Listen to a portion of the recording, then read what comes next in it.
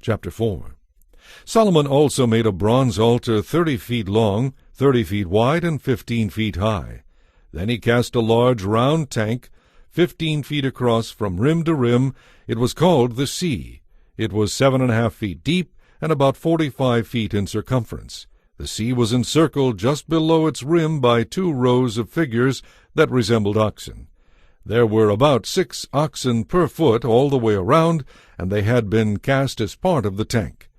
The sea rested on a base of 12 bronze oxen, all facing outward.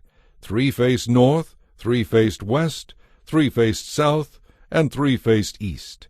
The walls of the sea were about 3 inches thick, and its rim flared out like a cup and resembled a lily blossom. It could hold about 16,500 gallons of water. He also made 10 basins for water to wash the offerings, 5 to the south of the sea and 5 to the north. The priests used the sea itself and not the basins for their own washing.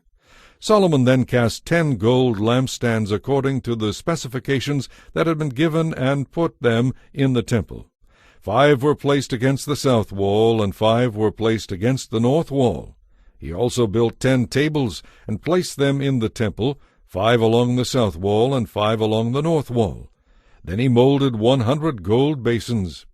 Solomon also built a courtyard for the priests and the large outer courtyard. He made doors for the courtyard entrances and overlaid them with bronze.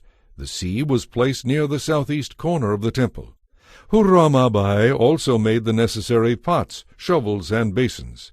So at last Huram-Abi completed everything King Solomon had assigned him to make for the temple of God: 2 pillars, 2 bowl-shaped capitals on top of the pillars, 2 networks of chains that decorated the capitals, 400 pomegranates that hung from the chains on the capitals, 2 rows of pomegranates for each of the chain networks that were hung around the capitals on top of the pillars, the water carts holding the basins, the sea and the 12 oxen under it, the pots, the shovels, the meat hooks, and all the related utensils.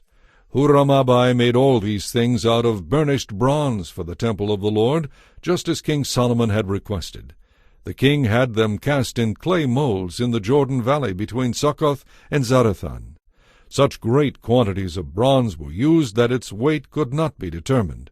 So Solomon made all the furnishings for the temple of God: the gold altar, the tables for the bread of the presence, the lampstands and their lamps of pure gold to burn in front of the most holy place as prescribed, the flower decorations, lamps and tongs, all of pure gold, the lamp snuffers, basins, dishes, and fire pans, all of pure gold, the doors for the entrances to the most holy place, and the main room of the temple overlaid with gold.